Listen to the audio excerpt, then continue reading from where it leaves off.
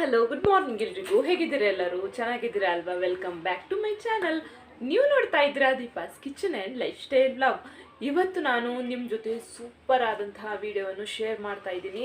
ಏನಂತ ಹೇಳಿದ್ರೆ ದೊನ್ನೆ ಬಿರಿಯಾನಿ, ನಾಟಿ ಸ್ಟೈಲಲ್ಲಿ ದೊನ್ನೆ ಬಿರಿಯಾನಿನ ಯಾವ ರೀತಿ ಮಾಡೋದು ಅಂತ ನಾನು ನಿಮಗೆ ತಿಳಿಸ್ಕೊಡ್ತಾ ಇದ್ದೀನಿ. ತುಂಬಾ ಸಿಂಪಲ್ ಆಗಿ ನಾವು ಈ ಬಿರಿಯಾನಿನ ಮಾಡ್ಕೊಳ್ಬೋದು. ಅಷ್ಟೇ ಟೇಸ್ಟಿಯಾಗೂ ಬರುತ್ತೆ, ತುಂಬಾ ಸೂಪರ್ ಆಗುತ್ತೆ. ನೀವು ಈ ಬಿರಿಯಾನಿನ ಖಂಡಿತವಾಗ್ಲೂ ಟ್ರೈ ಮಾಡಲೇಬೇಕು.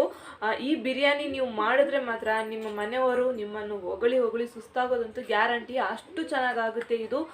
ಪದೇ ಪದೇ ಕೇಳ್ಕೊಂಡು ಹಾಕೊಂಡು ತಿಂತಾರೆ, ಅಷ್ಟು ಸೂಪರ್ ಆಗುತ್ತೆ. ಖಂಡಿತವಾಗ್ಲೂ ಟ್ರೈ ಮಾಡಲೇಬೇಕು. ನಾನು ಜಾಸ್ತಿ ಹೇಳೋದಕ್ಕಿಂತ ನೀವು ಮಾಡಿ ತಿಂದು ನನಗೆ ಕಮೆಂಟ್ ಸೆಕ್ಷನಲ್ಲಿ ಹೇಳಬೇಕು ಯಾವ ರೀತಿ ಅನ್ನಿಸ್ತು ಅಂತ. ಸಿಂಪಲ್ ಆಗಿ ನಾವು ಇದನ್ನು ಮಾಡ್ಕೊಳ್ಬೋದು. ಯಾವ ರೀತಿ ಮಾಡ್ಕೊಳ್ಳೋದು ಅಂತ ನಾನು ನಿಮಗೆ ತಿಳಿಸ್ಕೊಡ್ತಾ ಇದ್ದೀನಿ. ನೋಡ್ಕೊಂಬರೋಣ ಬನ್ನಿ ಫ್ರೆಂಡ್ಸ್. ಇನ್ನು ನೀವು ಅಕ್ಕಿ ಯಾವ ಲೋಟದಲ್ಲಿ ಹಾಕ್ಕೊಂಡಿರ್ತೀರ ನೋಡಿ, ಅದೇ ಲೋಟದಲ್ಲಿ ನೀರು ಹಾಕ್ಕೊಳ್ಬೇಕು. ಲೋಟನ ಎಕ್ಸ್ಚೇಂಜ್ ಮಾಡಲಿಕ್ಕೆ ಹೋಗಬೇಡಿ, ಯಾಕಂದರೆ ಮೆಜರ್ಮೆಂಟ್ ಕರೆಕ್ಟ್ ಆಗಿರಬೇಕು.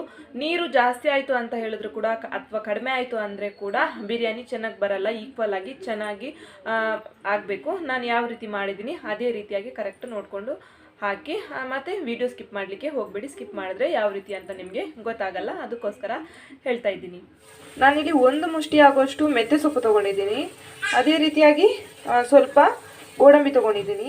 ಗೋಡಂಬಿ ಮತ್ತು ಈ ಮೆಂತ್ಯ ಸೊಪ್ಪು ನಾವು ಏನು ಹಾಕ್ತೀವಿ ಇದು ಹಾಕಿದ್ರೇ ಬಿರಿಯಾನಿ ಸೂಪರ್ ಟೇಸ್ಟ್ ಬರುತ್ತೆ. ಇದು ಗೋಡಂಬಿ ಮತ್ತು ಈ ಮೆಂತ್ಯ ಸೊಪ್ಪನ್ನು ಇವಾಗ ನಾವು ಮಿಕ್ಸಿ ಮಾಡ್ಕೊಳ್ಬೇಕು, ಅಂದರೆ ಗ್ರೈಂಡ್ ಮಾಡ್ಕೊಳ್ಬೇಕು.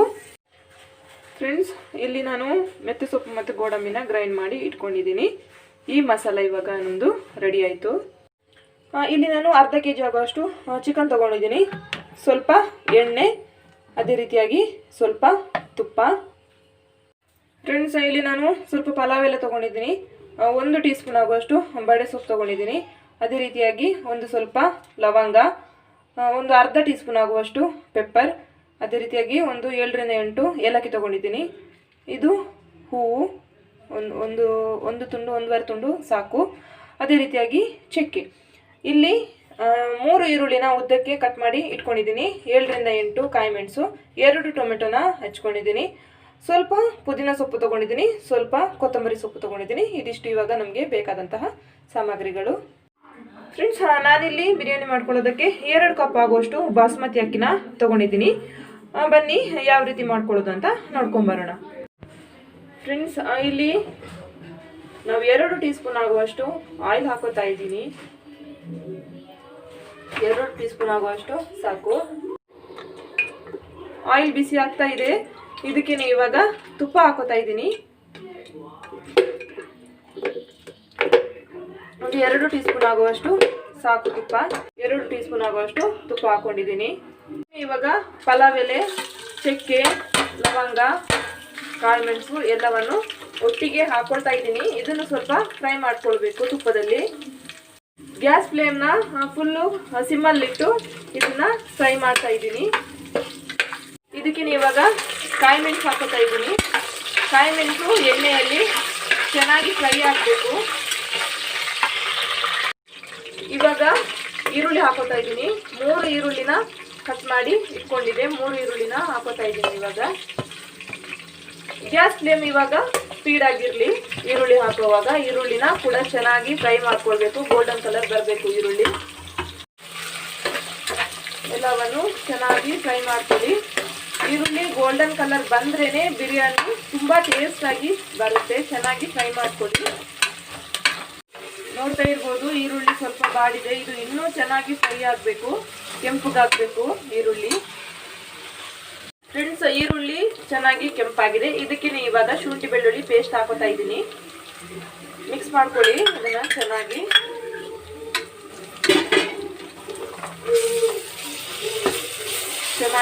ಮಿಕ್ಸ್ ಮಾಡ್ಕೊಳ್ಳಿ ಇದೇ ರೀತಿಯಾಗಿ.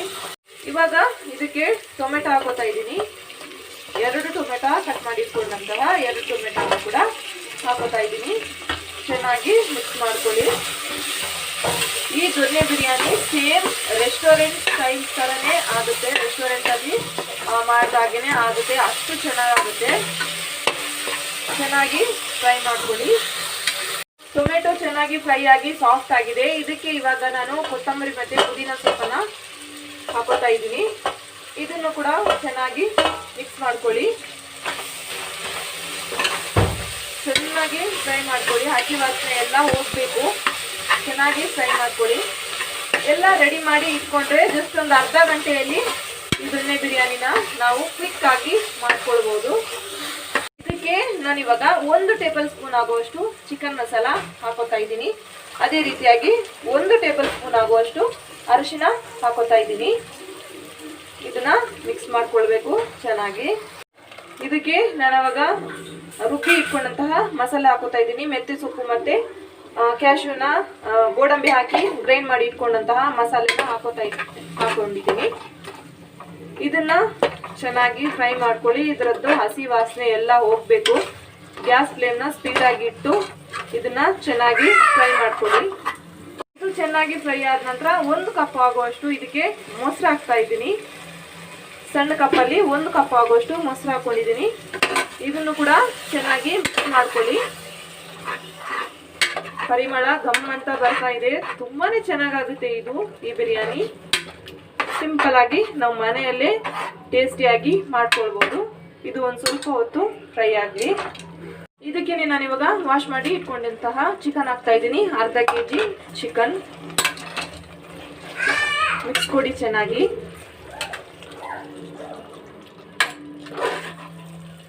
ಚೆನ್ನಾಗಿ ಮಿಕ್ಸ್ ಮಾಡ್ಕೊಳ್ಳಿ.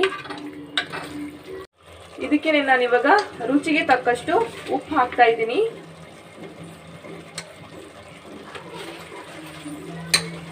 ಉಪ್ಪು ನೋಡಿಕೊಂಡು ಹಾಕಿ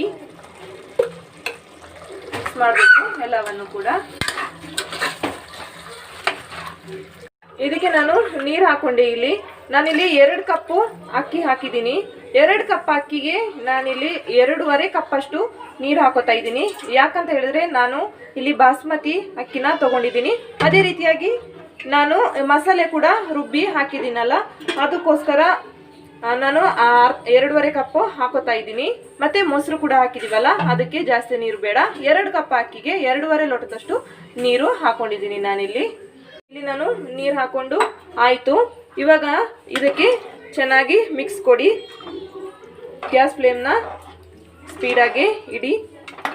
ಇದು ಕುದಿ ಬರಬೇಕು. ಕುದಿ ಬಂದ ನಂತರ ನಾವು ಇದಕ್ಕೆ ಅಕ್ಕಿನ ಆ್ಯಡ್ ಮಾಡ್ಕೊಳ್ಳೋದು.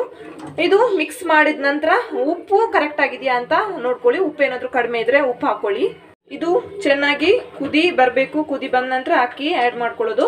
ಬಾಸುಮತಿ ಅಕ್ಕಿಗೆ ಸ್ವಲ್ಪ ನೀರು ಕಡಿಮೆನೇ ಹಾಕ್ಕೊಳ್ಬೇಕು. ಯಾಕಂದರೆ ನಾವು ಕುಕ್ಕರಲ್ಲಿ ಮಾಡ್ತಾ ಇದ್ದೀವಲ್ಲ, ಹಬೆಯಲ್ಲಿ ಅದು ಚೆನ್ನಾಗಿ ಬೇಯುತ್ತೆ. ಇನ್ನು ನೀವು ಸೋನಾ ಮಸೂರಿ ಅಕ್ಕಿ ಹಾಕ್ಕೊಳ್ತಾ ಇದ್ದೀರಿ ಅಂತ ಹೇಳಿದ್ರೆ 1 ಕಪ್ ಅಕ್ಕಿಗೆ 2 ಕಪ್ ಆಗುವಷ್ಟು ನೀರು ಹಾಕ್ಕೊಳ್ಳಿ, ಸಾಕಾಗುತ್ತೆ. ಇಲ್ಲಿ ನಾನು 2 ಕಪ್ ಅಕ್ಕಿಗೆ 2.25 ಲೋಟದಷ್ಟು ನೀರು ಹಾಕೊಂಡಿದ್ದೀನಿ. ಮೊಸರು ಮತ್ತು ಮಸಾಲೆನ ನಾವು ರುಬ್ಬಿ ಹಾಕ್ಕೊಂಡಿದ್ದ ಕಾರಣ ಅದೇ ನೀರಾಗುತ್ತೆ. ಅದಕ್ಕೋಸ್ಕರ ನೀರನ್ನ ಸ್ವಲ್ಪ ಕಡಿಮೆ ಹಾಕ್ಕೊಂಡಿದ್ದೀನಿ. ಫ್ರೆಂಡ್ಸ್, ನೋಡ್ತಾ ಇರ್ಬೋದು ನೀವು, ಇದು ಚೆನ್ನಾಗಿ ಕುದಿ ಬಂದಿದೆ. ಈ ಟೈಮಲ್ಲಿ ನಾವು ಇದಕ್ಕೆ ಅಕ್ಕಿನ ಆ್ಯಡ್ ಮಾಡ್ಕೊಳ್ಬೇಕು. ಅಕ್ಕಿನ ಹಾಕೋತಾ ಇದ್ದೀನಿ ನಾನಿವಾಗ. ಅಕ್ಕಿ ಹಾಕೊಂಡ ನಂತರ ಒಂದ್ಸಲ ಉಪ್ಪು ನೋಡ್ಕೊಳ್ಳಿ. ಕಡಿಮೆ ಇದ್ರೆ ಹಾಕೊಳ್ಳಿ, ಯಾಕಂದರೆ ಎಲ್ಲ ಅನ್ನಕ್ಕೆ ಹೀರ್ಕೊಳ್ಳುತ್ತೆ. ಅದಕ್ಕೋಸ್ಕರ ಹೇಳ್ತಾ ಇದ್ದೀನಿ. ಕಡಿಮೆ ಇದ್ರೆ ಸ್ವಲ್ಪ ಉಪ್ಪು ಹಾಕ್ಕೊಳ್ಳಿ.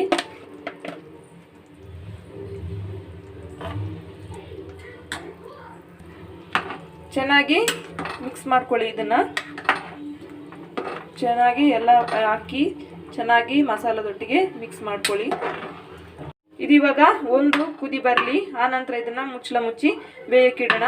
1 ಕುದಿ ಬಂದ ನಂತರ ನೀರು ಕಡಿಮೆ ಇದ್ದರೆ ನಮಗೆ ಗೊತ್ತಾಗುತ್ತೆ. ಅದರಲ್ಲಿ ಕಡಿಮೆ ಇದ್ದರೆ ಒಂದು ಸ್ವಲ್ಪ ಹಾಕ್ಕೊಳ್ಬೋದು. ಇವಾಗ ಇದು 1 ಕುದಿ ಬರಲಿ. ಫ್ರೆಂಡ್ಸ್, ಇದಿವಾಗ ಕುದಿ ಬರ್ತಾ ಇದೆ.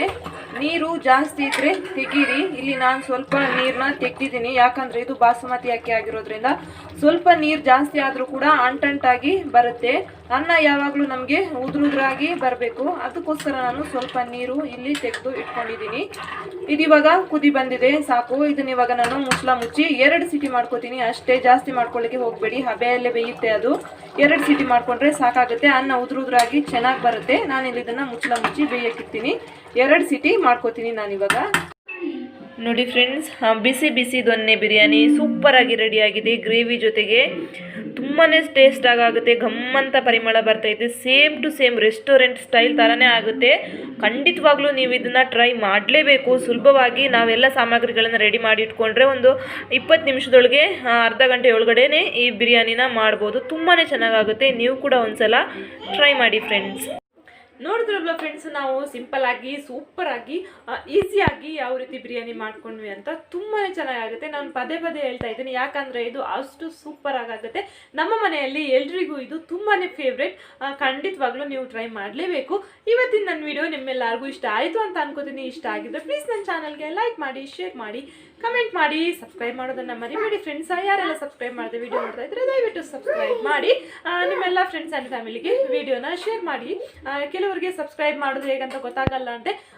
ಸೈಡಲ್ಲಿ ರೆಡ್ ಕಲರಲ್ಲಿ ಬರೆದಿರ್ತಾರೆ ನೋಡಿ ಸಬ್ಸ್ಕ್ರೈಬ್ ಅಂತ, ಅದನ್ನು ಒಂದ್ಸಲ ಪ್ರೆಸ್ ಮಾಡಿ. ಆ ನಂತರ ಒಂದು ಬೆಲ್ ಐಕನ್ ಕಾಣಿಸುತ್ತೆ, ಅಂದರೆ ಒಂದು ಗಂಟೆಯ ಚಿತ್ರ ಕಾಣಿಸುತ್ತೆ. ನೀವು ಸಬ್ಸ್ಕ್ರೈಬನ್ನು ಪ್ರೆಸ್ ಮಾಡಿದ ತಕ್ಷಣ ಆ ಗಂಟೆ ಸಿಂಬಲ್ ಏನಕ್ಕಾಗಿ ಪ್ರೆಸ್ ಮಾಡಬೇಕು ಅಂತ ಹೇಳಿದ್ರೆ, ನಾನು ಮುಂದೆ ಏನೇ ಹೊಸ ಹೊಸ ವಿಡಿಯೋ ಹಾಕಿದ್ರು ಕೂಡ ಫಸ್ಟ್ ನೋಟಿಫಿಕೇಶನ್ ನಿಮಗೆ ಬರುತ್ತೆ. ನಾನು ಎಲ್ಲಿ ಅಪ್ಲೋಡ್ ಮಾಡಿದ ತಕ್ಷಣನೇ ನಿಮಗೆ ನೋಟಿಫಿಕೇಶನ್ ಬರುತ್ತೆ. ನೀವು ಆವಾಗಲೇ ಆ ವಿಡಿಯೋನ ನೋಡ್ಬೋದು. ಇವತ್ತಿನ ನನ್ನ ವಿಡಿಯೋ ನಿಮ್ಮೆಲ್ಲರಿಗೂ ಇಷ್ಟ ಆಯಿತು ಅಂತ ಅನ್ಕೋತೀನಿ. ಈ ವಿಡಿಯೋನ ನಾನು ಇಲ್ಲಿಗೆ ಏನು ಮಾಡ್ತಾ ಇದ್ದೀನಿ. ನಾಳೆ ಇನ್ನೊಂದು ಹೊಸ ರೀತಿಯ ವಿಡಿಯೋನಿಗೆ ನಾನು ನಿಮ್ಮನ್ನು ಭೇಟಿ ಮಾಡ್ತೀನಿ. ಅಲ್ಲಿವರೆಗೂ bye bye, take care, see all.